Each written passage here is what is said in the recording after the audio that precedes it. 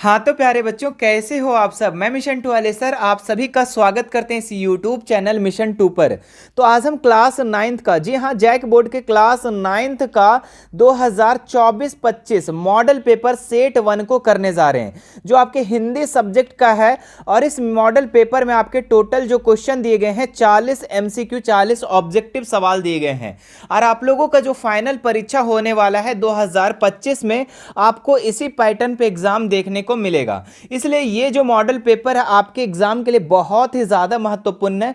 इसलिए आप सबसे पहले इस वीडियो को अपने मित्र के साथ, अपने दोस्त के साथ, अपने सहपाठी के साथ इस वीडियो को शेयर जरूर कर देंगे। तो चलिए शुरू करते हैं। और शुरू करने से पहले मेरे डियर, आप लोगों को सबसे पहले सामान्य निर्देश बता देते हैं कि इसमें टोटल प्रश्न कितने हैं। तो टोटल 40 प्रश्न दिए गए हैं और सभी के सभी वैकल्पिक है, यानी कि सभी के सभी ऑब्जेक्टिव है। और प्रत्येक प्रश्न का जो आप लोग का नंबर है वो 1 नंबर का होने वाला है। अब यहां पे हम लोग देखते हैं सबसे ज्यादा महत्वपूर्ण सवाल आप लोगों को हिंदी या इंग्लिश में सबसे पहले आपको एक गद्यांश दिया रहता है, ठीक है। और उस गद्यांश को आपको बहुत ही ध्यान से पढ़ना होता है और इससे रिलेटेड कुछ सवाल पूछे जाते हैं 4-5, उसका जवाब देना होता है। तो यहां से मेरे डियर आप लोगों को नंबर उठाना बहुत ही आसान होता है। हम आप लोगों को तरीका बताएंगे कि आपको गद्यांश से एक भी नंबर कैसे नहीं कटेगा। देखो, सबसे पहला बात है बच्चों कि आपको क्वेश्चन ध्यान से पढ़ना है, क्या चीज बोला गया है। मैं पढ़ता हूं, निम्नलिखित गद्यांश को ध्यानपूर्वक पढ़कर उससे दिए गए प्रश्नों के सही उत्तर का विकल्प को चुनें।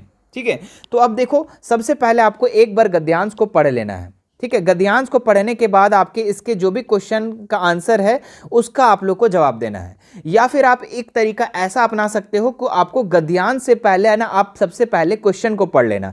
जितने भी यहाँ पे क्वेश्चन दिए गए हैं सबसे पहले क्वेश्चन को पढ़ लेना। उसके बाद जब आप गद्यांश को पढ़ोगे तो आपका दिमाग में वो सारी बातें याद आ जाएगी, ठीक है, कि जो आपने क्वेश्चन में पढ़ा था। इसलिए सबसे पहले आप क्वेश्चन को पढ़ेंगे। आइए सबसे पहले हम यहाँ पे गद्यांश पढ़ते हैं और उसके बाद हम क्वेश्चन आंसर को करते हैं।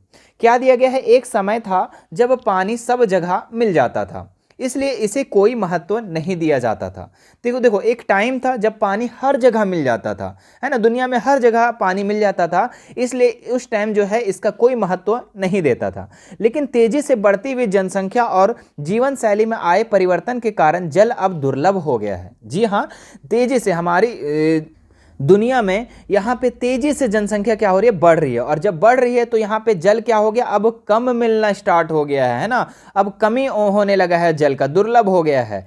इसी दुर्लभता के कारण जल का आर्थिक मूल्य बहुत बढ़ गया है। ठीक है, क्या हो गया? आर्थिक मूल्य यहाँ पे बढ़ गया है। जब तक जल की प्रमुख मांग फसलों की सिंचाई के लिए होती थी, लेकिन अब उद्योगों और घरेलू उपयोग के लिए भी जल की बहुत आवश्यकता है। पहले के टाइम में क्या था? सिर्फ खेती के लिए, ठीक है, फसलों की सिंचाई के लिए जल का उपयोग ज़्यादा होता था, लेकिन अब उद्योगों में, फैक्ट्रियों वगैरह में, घरेलू उपयोग में सभी जगह जल की क्या होती है? आवश्यकता होती है। इसलिए जल अब एक बहुमूल्य संसाधन बन गया है। नगरीय और ग्रामीण क्षेत्रों में पीने के पानी की मांग बिल्कुल अलग अलग तरह की होती है। आइए सबसे पहले नगरीय क्षेत्रों में जल की समस्या का अध्ययन करें। तो ये है आप लोग का पैराग्राफ, ये है आपका गद्यांश। अब देखिए, इससे रिलेटेड कुछ सवाल पूछे गए, इसका जवाब देना है। क्या बोला कि एक समय सब जगह क्या मिल जाता था? तो फर्स्ट लाइन में हमने क्या पढ़ा था कि एक समय था जब सभी जगह जल मिल जाता था। क्या मिल जाता था?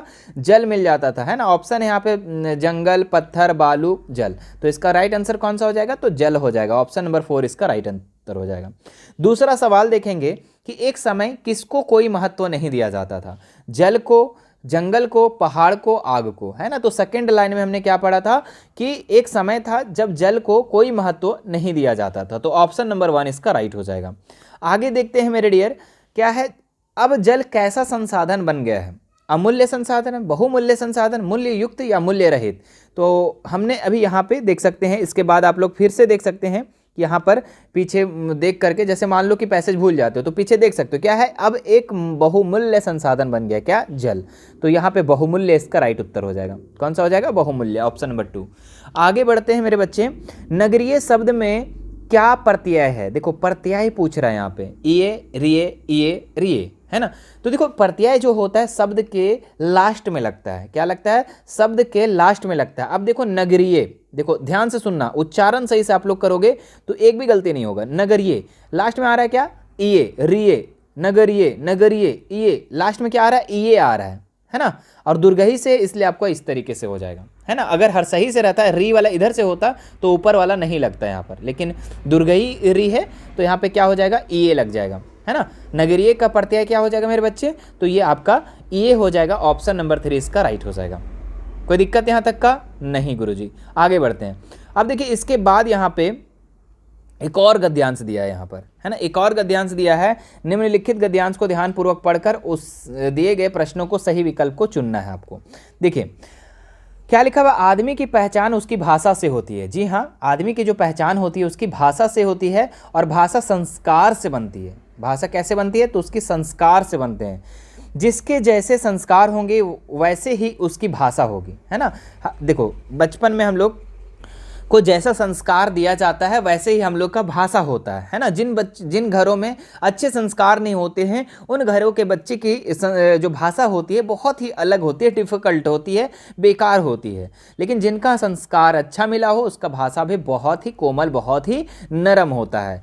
अब देखो यहाँ पे क्या है, जब कोई आदमी भाषा बोलता है तो साथ में उसके संस्कार भी बोलते हैं। यही कारण है कि भाषा के शिक्षक का दायित्व तो बहुत ही गुरुत्व और चुनौतीपूर्ण है। परंपरागत रूप में शिक्षक की भूमिका इन तीनों कौशल बोलना, पढ़वाना और लिखवाना, ध्यान देंगे यहाँ पर क्या बोला गया है, बोलना, पढ़वाना और लिखवाना। अरे नीचे चला गया, एक मिनट। बोलना, पढ़वाना और लिखवाना, ये 3 कौशल पे ध्यान दिए जा रहे हैं, ठीक है। केवल यांत्रिक कौशल किसी जीती जागती भाषा को उदाहरण नहीं हो सकते हैं, ठीक है। अभी शिक्षक क्या कर रहे हैं, सिर्फ 3 ही कौशल पे ध्यान देते हैं, बोलना, पढ़वाना और लिखवाना, लेकिन कोई भाषा पे विशेष ध्यान नहीं देते हैं। सोचना महसूस करना 2 ऐसे कारक है जिसमें भाषा सही आकार पाती है। इनके बिना भाषा संस्कार नहीं बन पा सकती। इसके बिना भाषा युगों युगों का लंबा सफ़र नहीं तय कर सकती, व इनके बिना कोई भाषा किसी देश या समाज की धड़कन नहीं बन सकती। ये था आप लोग का पैराग्राफ, ये था आपका गद्यांश। अब इससे रिलेटेड आपको जवाब देना। अच्छा, एक लाइन और लिखा हुआ है ना, इसे भी पढ़ लेते हैं। केवल संप्रेषण ही भाषा नहीं है, दर्द और मुस्कान के बिना कोई भी भाषा जीवंत नहीं हो सकती है। अब देखो इससे रिलेटेड सवाल दिए गए हैं, समझते हैं। आदमी की पहचान किससे होती है, उसकी भाषा से, उसकी पहनावे से, उसकी खान पान से, उसकी शिक्षा से। तो आदमी की पहचान किससे होती है, तो हमने फर्स्ट लाइन में ही क्या पढ़ा था, आदमी की जो पहचान होती है उसकी भाषा से होती है। और भाषा किससे बनती है, तो संस्कार से बनती होती है, ठीक है। तो आदमी की पहचान किससे होती है मेरे डियर, तो उनकी भाषा से होती है। देखिए 6 नंबर सवाल क्या दिया गया, भाषा के कौशल कौन कौन से हैं, पढ़ना, लिखना, बोलना, उपयुक्त सभी। तो भाषा के कौशल कौन कौन से हैं, तो इनमें से सभी इसका राइट उत्तर हो जाएगा। क्या हो जाएगा, पढ़ना भी है, लिखना भी है और बोलना भी है, तो उपयुक्त सभी इसका राइट उत्तर हो जाएगा। आगे देखते हैं, आदमी की भाषा से उसके बारे में क्या पता चलता है, वह कितना पढ़ा लिखा है, वह कितना समृद्ध है, उसके संस्कार कैसे हैं, और वह कितना चतुर है। तो आदमी की भाषा से उसके संस्कार का पता चलता है मेरे डियर, तो ऑप्शन नंबर 3 इसका राइट हो जाएगा, ठीक है। आदमी की जो भाषा है, भाषा जो है उसके बारे में क्या बताता है, तो उसके संस्कार को बताते हैं कि उसका संस्कार कैसा मिला है उसके घर से। 8वां नंबर सवाल देखेंगे, कोई भाषा किसके बिना जीवंत नहीं हो सकती है, ठीक है। तो अभी हमने जस्ट लास्ट लाइन में पढ़ा था कि यहाँ पर कि कोई भी भाषा जो है दर्द और मुस्कान के बिना जीवंत नहीं हो सकती। देखिए यहाँ पर दर्द और मुस्कान के बिना जो है जीवंत नहीं हो सकती। तो यहाँ पे कौन सा हो जाएगा, ऑप्शन नंबर 1 हो जाएगा, ठीक है, दर्द व मुस्कान के बिना। तो ये हो गया हमारा 2 गद्यांश, है ना। अब देखो यहाँ से कुछ लेखन आया हुआ है, ठीक है, पत्र आया हुआ है, और इस पत्र को आपको पहले पूरे पढ़ लेना है। उसके बाद यहाँ से 4-5 सवाल पूछा गया है, खाली स्थान जगह को भरना है। चलिए देखते हैं कैसे भरेंगे। नीचे दिए गए पत्र लेखन की रिक्त स्थानों की सही विकल्प को भरना है। सेवा में क्या लिखा गया है, सेवा में नगर पालिका, और 9वां नंबर खाली स्थान दे दिया गया है यहाँ पर, ठीक है। नगर पालिका रांची विषय सड़कों एवं नालियों की डैश हेतु, ठीक है। अब देखो 9 नंबर में क्या भराएगा और 10 नंबर में क्या भराएगा। सबसे पहले देखते हैं 9 नंबर में क्या क्या ऑप्शन दिए गए हैं। देखो अध्यक्ष, सचिव, उपाध्यक्ष या पदाधिकारी, ठीक है। अब देखो यहाँ पे किस विषय के बारे में लिखा गया है, तो सड़कों और नालियों की सफाई के लिए, है ना।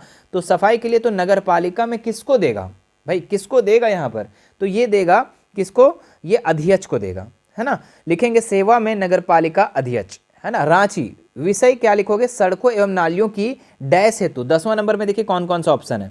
यहाँ पे ऑप्शन है बचाव हेतु, नदियों के बचाव हेतु, नदियों की रक्षा हेतु, सफाई हेतु या खुदाई हेतु। तो यहाँ पे सफाई हेतु हो जाएगा, है ना। नलियों को क्या हो जाएगा, सफाई हेतु हो जाएगा, ठीक है। नदियों बोल रहे हैं हम, नालियों हो जाएगा।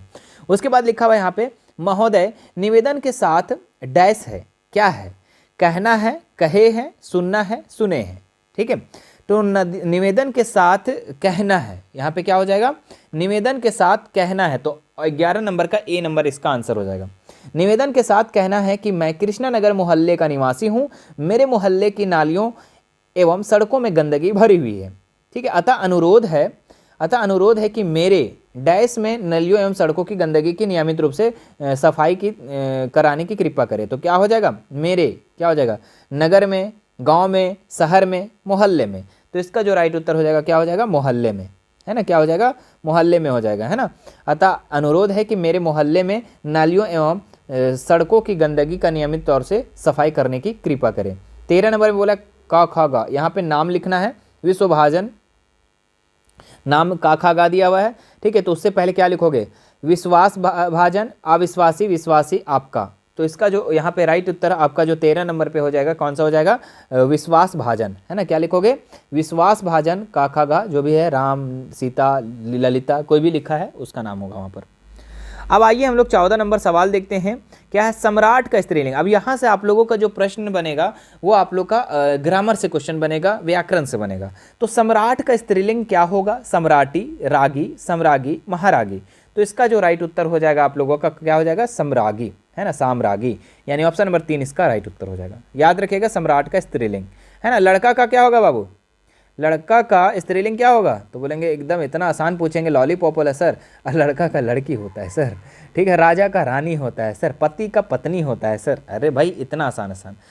अब देखो अगला 15 नंबर सवाल, नूतन का विलोम क्या होगा, नवीन, पुरातन। देखो विलोम का मतलब होता है उल्टा, नूतन का क्या हो जाएगा, नूतन का नवीन, पुरातन, अवनत, नया। तो इसका जो 15 नंबर का आंसर जो हो जाएगा आप लोग का क्या हो जाएगा, पुरातन। नूतन का मतलब होता है नया, है ना, नया होता है, नवीन होता है। तो इसका उल्टा क्या हो जाएगा, पुरातन, पुराना, है ना। ऑप्शन नंबर दूसरा इसका राइट हो जाएगा।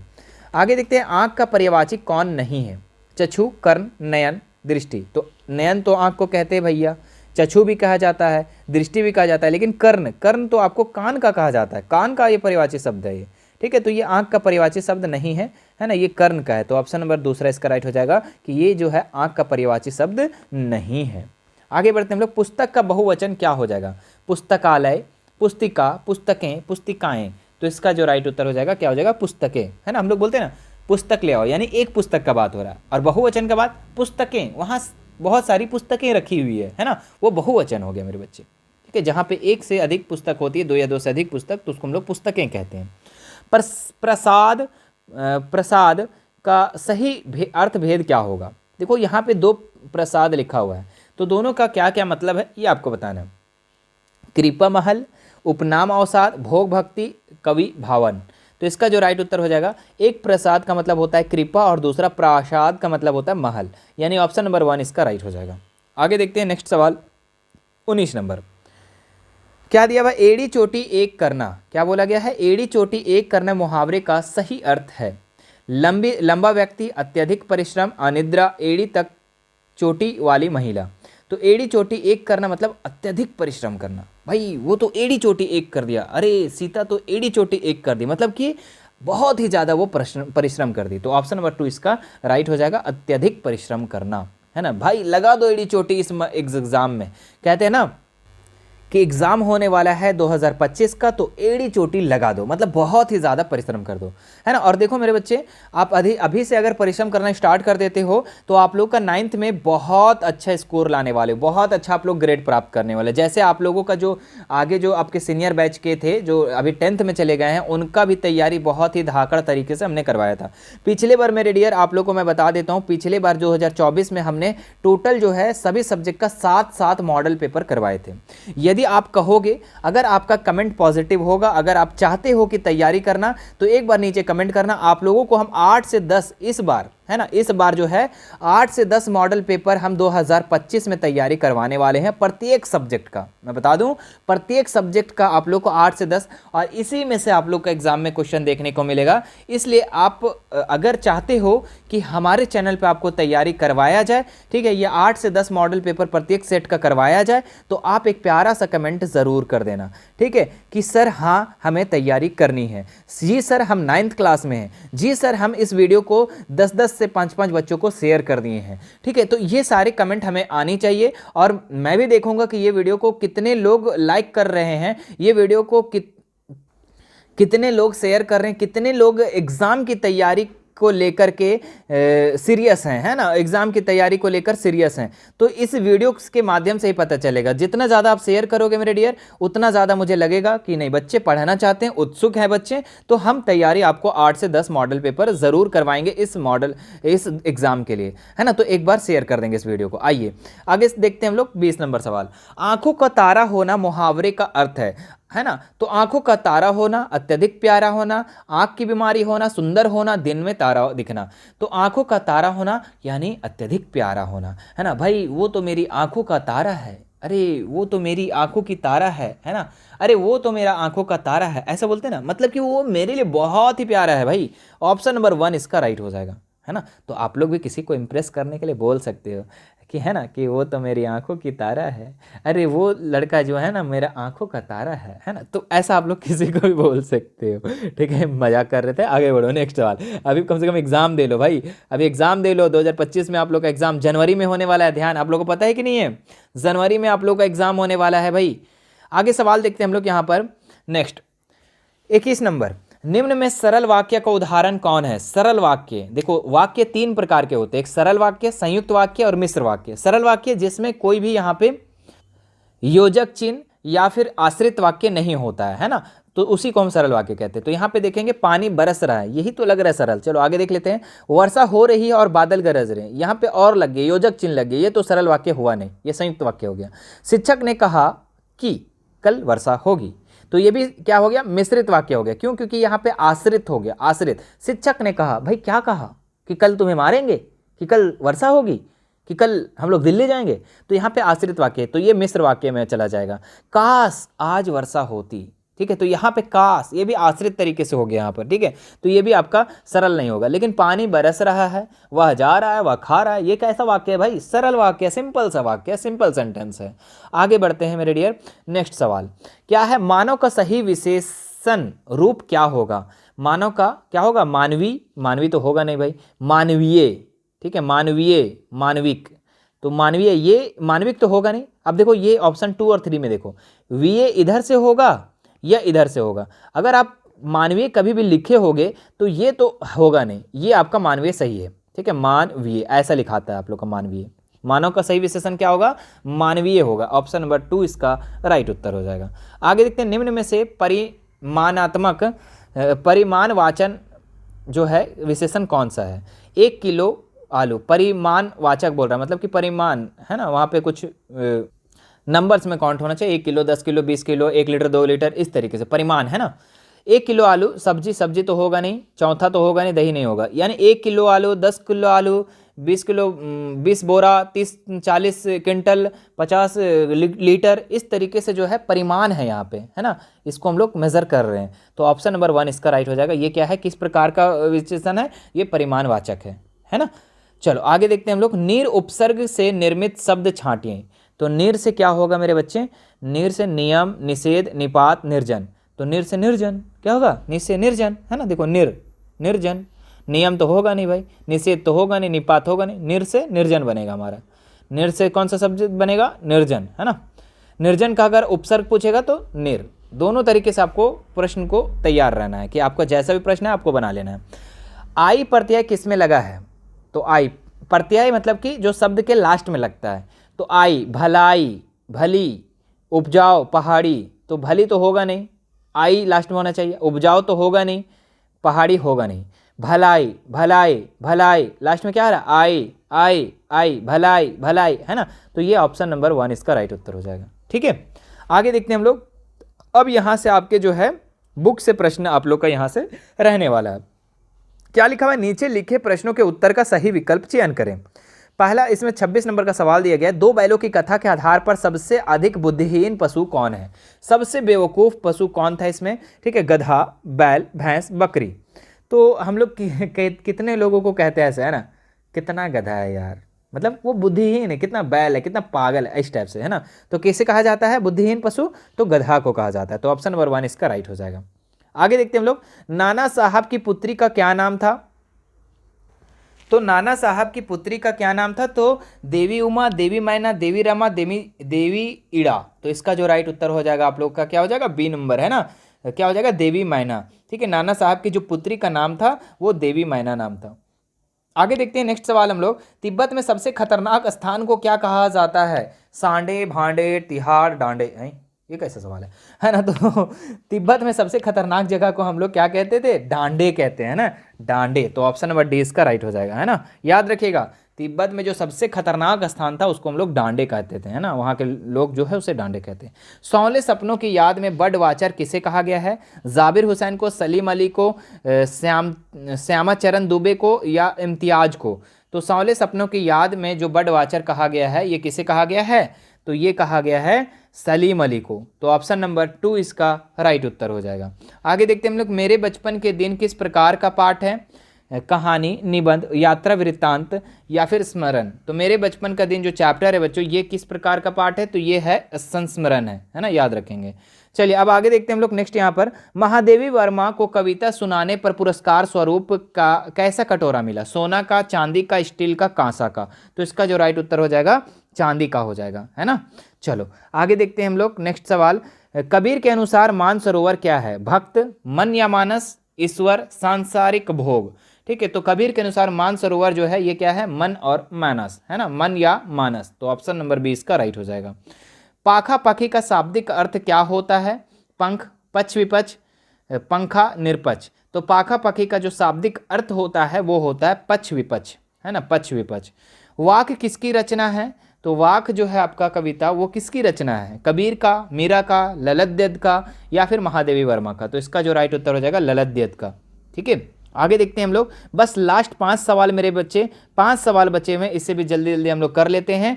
एक भारतीय आत्मा के नाम से कौन प्रसिद्ध है। माखनलाल चतुर्वेदी, जयशंकर प्रसाद, सुमित्रा नंदन पंत, केदारनाथ अग्रवाल। तो इसका जो राइट उत्तर हो जाएगा आप लोग का माखनलाल चतुर्वेदी।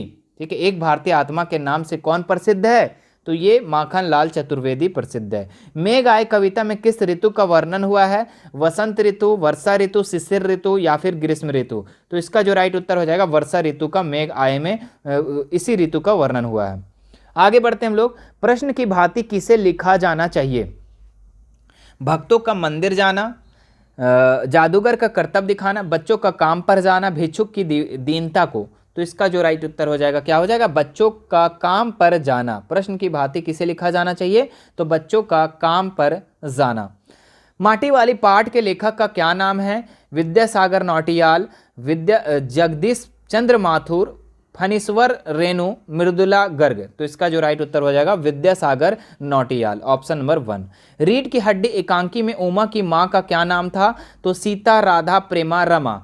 तो रीढ़ की हड्डी में एकांकी में जो उमा की माँ का नाम था ना मेरे बच्चों, वो था प्रेमा नाम था, है ना। एकांकी में उमा की माँ का नाम क्या था, प्रेमा नाम था। चलिए लास्ट सवाल कर लेते हैं, और लास्ट सवाल से मेरे पहले बच्चों आप लोग इस वीडियो को शेयर पहले कर देंगे आप लोग, ठीक है। और इसके बाद यहाँ पे एक प्लेलिस्ट दिखेगा जिसमें आप लोग को तैयारी करवाया जा रहा है 2025 का, ठीक है। अगर आपको प्रत्येक सब्जेक्ट का 8 से 10 मॉडल पेपर चाहिए हमारे चैनल के द्वारा तैयारी के साथ में, तो आप हमारे चैनल को अभी जल्दी से सब्सक्राइब कर लेंगे और ज़्यादा से ज़्यादा इस वीडियो को शेयर कर देंगे, ताकि जितने लोग यहाँ पर आएंगे क्लास 9th के बच्चे, जितने लोग एक्टिव रहेंगे, जितने लोग हमें कमेंट करेंगे, उस हिसाब से फिर आप लोग की तैयारी यहाँ पे बहुत ही बेहतर से बेहतरीन तरीके से करवाई जाएगी। आइए यहाँ पे क्या है, माटी वाली ने 2 रोटियां में से किसे एक रोटी क्यों छिपाई। पुत्री के लिए, पुत्र के लिए, पड़ोसी के लिए, बूढ़े पति के लिए। तो इसका जो राइट उत्तर हो जाएगा बूढ़े पति के लिए माटी वाली 2 रोटियां में से एक रोटियां को छुपाई थी। तो ये था बच्चों आप लोग का 1 से लेकर 40 तक इस मॉडल पेपर में, है ना। और इसी तरीके से और भी मॉडल पेपर हम लेकर के आएंगे आप लोगों की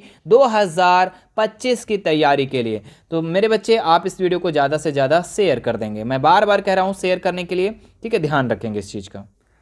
चलिए फिर मिलते हैं आप लोगों से नेक्स्ट वीडियो में। अगर हमसे जुड़ना चाहते हैं तो हमारा व्हाट्सअप चैनल का लिंक, टेलीग्राम का लिंक, व्हाट्सअप ग्रुप का लिंक और साथ ही साथ इंस्टाग्राम का लिंक, चारों का लिंक डिस्क्रिप्शन में दिया हुआ है।